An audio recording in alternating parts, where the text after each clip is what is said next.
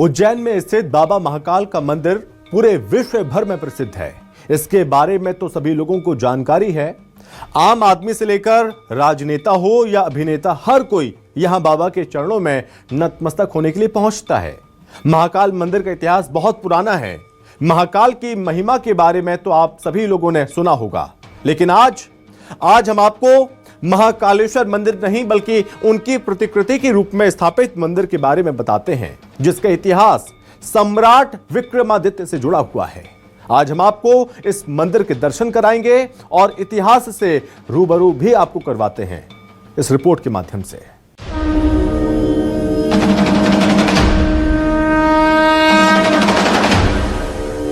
अभी तक तो हम सभी यही जानते थे कि भगवान शिव के 12 ज्योतिर्लिंगों में से एक भगवान महाकाल का सिर्फ एक ही मंदिर है, और वो भी मध्य प्रदेश के उज्जैन में। लेकिन भगवान महाकाल के मंदिर की तरह हूबहू दिखने वाला एक और मंदिर भी है, जो उज्जैन से महज 80 किलोमीटर दूर और शाजापुर से करीब 35 किलोमीटर दूर किसी रहस्य से कम नहीं है। ऐतिहासिक और पौराणिक महत्व का सुंदरगढ़ राज आज सुंदरसी के नाम से जाना जाता है। सुंदरसी शाजापुर जिले का एक शहर है जो अपने महाकालेश्वर ज्योतिर्लिंग मंदिर के लिए जाना जाता है। ये हूबहू उज्जैन के ज्योतिर्लिंग जैसा है। इतिहास के पन्नों में झांके तो पता चलेगा यहाँ के महाकाल मंदिर और उज्जैन की तर्ज पर बने यहाँ के हर मंदिर का जिक्र है। कहा जाता है कि राजा विक्रमादित्य ने उज्जैन नगर से बाहर महाकालेश्वर का जो एक और मंदिर बनवाया, वो सुंदरसी ही है। आज का सुंदरसी नाम से जाना जाने वाला ये वही कस्बा है जहां आज से लगभग 2000 साल पहले अवंतिका नगरी के महान सम्राट विक्रमादित्य की बहन सुंदराबाई का विवाह यहां के पराक्रमी राजा भगत सिंह से हुआ था। सुंदराबाई जब तक अवंतिका के प्रमुख तीर्थों के दर्शन नहीं कर लेती थीं, तब तक अन्न जल ग्रहण नहीं करती थीं। बहन किसी भक्तिभाव को देखकर राजा विक्रमादित्य ने अवंतिका के प्रमुख तीर्थों की सुंदरसी में स्थापना की। इसलिए ये नगरी अवंतिका के नाम से विख्यात हुई। बाद में सुंदराबाई के नाम पर इसका नाम सुंदरगढ़ पड़ा, जो कालांतर में सुंदरसी हो गया। शाजापुर जिले की दूसरी अवंतिका नगरी के नाम से प्रसिद्ध है महाकालेश्वर जी का मंदिर। आसपास की अपनी प्राकृतिक धरोहर लिए सिमटे हुआ है। यहाँ पर पक्षियों की चहचहाट बनी हुई है। यहाँ पर आप देख सकते हैं किस तरह से पूरे पेड़ हरियाली छाई हुई है, और यहाँ पर लोगों का मानना है कि यहाँ पर प्रशासन को एक बार विकास के लिए ध्यान देना चाहिए। पंडित जी, विकास को लेकर क्या कुछ कहेंगे और प्रशासन से क्या कुछ मांगे आपकी यहाँ की? मैं प्रशासन से ये निवेदन करूँगा कि यहाँ पर जो है पर्यटन स्थल बनना चाहिए। बहुत प्राचीन स्थान है, ऐतिहासिक स्थान है, और यहाँ पर अतिथि वगैरह के रहने के लिए अच्छी व्यवस्था होनी चाहिए। लाइट डेकोरेशन होना चाहिए और जल की भी भरपूर व्यवस्था होना चाहिए, सभी को शुद्ध जल मिले। और लगभग व्यवस्था तो है, फिर भी पूर्ण रूप से नहीं है। इससे मैं प्रशासन से निवेदन करूँगा कि यहाँ पर व्यवस्था सुचारू रूप से की जाए। को भी भाई बहन के रिश्ते के प्यार की अद्भुत कहानी देखना है तो आप भी चले आइए शाजापुर जिले में स्थित सुंदरसी शहर में। सुंदरसी की महाकाल मंदिर के गर्भगृह में एक कुंड बना हुआ है। इस कुंड के बारे में मान्यता है कि इसका रास्ता उज्जैन महाकाल मंदिर में निकलता है।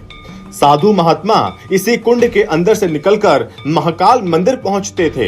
हालांकि मंदिर में वर्षों से सेवाएं दे रहे अर्जुन राठौर ने ऐसे किसी तथ्य से इनकार किया। उन्होंने कहा कि इस कुंड के पानी से मंदिर में विराजमान शिवलिंग का अभिषेक किया जाता था। हालांकि अब कुंड में कुछ भी नहीं है। यहाँ पर आप देख सकते हैं यहाँ की जो मंदिर की जो शिवलिंग है वो हूबहू महाकाल मंदिर की तर्ज पर बनी हुई है, जो कि महाकाल मंदिर में जो गर्भगृह में शिवलिंग है उसी तर्ज पर बनी हुई है। और यह शिवलिंग, मंदिर के पुजारी ने बताया कि यह शिवलिंग दक्षिण मुखी है। एक दक्षिण मुखी शिवलिंग उज्जैन में स्थित है और दूसरी दक्षिण मुखी शिवलिंग यहाँ सुंदरसी में स्थित है। देखा तो नहीं है कि रास्ता उज्जैन की ओर गया कि नहीं गया, लेकिन मंदिर में लोगों का मानना है कि मंदिर में कुंड बना हुआ है, जो कि यह गुफा के रूप में है। और इस गुफा के अंदर से यहाँ पे पुराने साधु संत उज्जैन की ओर जाते थे। क्या कुछ कुंड की विशेषता है और क्या कुछ इसके बारे में कहा जाता है? ये कुंड बहुत प्राचीन है ना। ये रास्ता सीधी उज्जैन जाती थी। हमारे स्वामी जी इससे गए थे एक बार, परमानंद स्वामी जी हैं, उनने उनका जीर्णोद्धार किया है मंदिर का, वही गए। वो परमहंस थे ना, वो जा सकते थे। वहाँ से।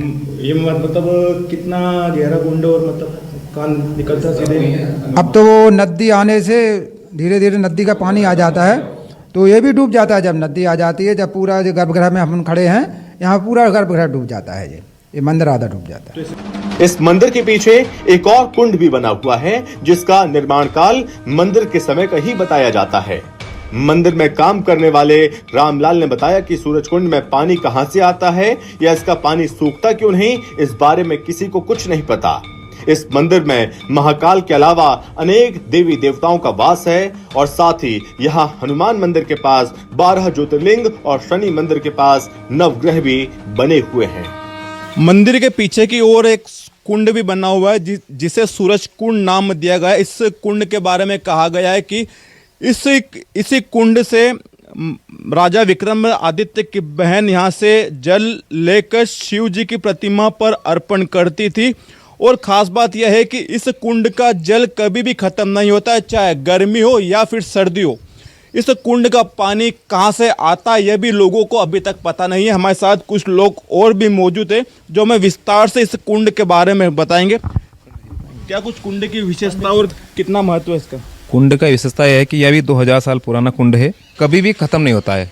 पंडित जी, आप यहाँ पे काफ़ी समय से सेवा कर रहे हैं, तो क्या कुछ कुंड का इतिहास है? कितना कुंड यह पुराना है, इसमें पानी कहाँ से आता है? कुंड तो काफ़ी प्राचीन है और ये पानी का तो जो है स्तोत्र है, जो अपने जल का स्तोत्र है, नीचे से पृथ्वी से ही उसका हो रहा है और कहीं से नहीं इसका हो रहा है। और गर्मी में भी पानी रहता है इसमें। विक्रमादित्य की बहन थी, वो भी ये जल नई से चढ़ाते थे। यह गांव पहले सुंदरगढ़ के नाम से प्रसिद्ध था, अब सुंदर से हो गया है। वापस फिर सुंदरगढ़ हो गया है। काली सिंध नदी के किनारे बसा ये मंदिर अपने आप में कई ऐतिहासिक और पौराणिक रहस्यों को समेटे हुए है। अगर इस मंदिर का जीर्णोद्धार और सौंदर्यीकरण करा दिया जाए तो ये मंदिर भी पर्यटक और श्रद्धालुओं के लिए आकर्षण का केंद्र बन सकता है। सुंदरसी का ये महाकालेश्वर मंदिर उज्जैन के महाकाल की प्रतिकृति होने के साथ ही अपने कुंड, रहस्यमय वास्तुकला, पौराणिक कहानियों के कारण भी अपनी अलग पहचान रखता है। समय के साथ इसे संवारकर अगर नई पहचान दी जाए तो ये मंदिर श्रद्धालु के लिए एक अनोखा धार्मिक और सांस्कृतिक केंद्र बन सकता है। यहाँ का हर पत्थर, हर कुंड, हर मंदिर अपने आप में इतिहास और विश्वास की कहानी बयां करता है। शाजापुर से न्यूज़ 24 मध्य प्रदेश छत्तीसगढ़ के लिए मोहित भावसार की रिपोर्ट।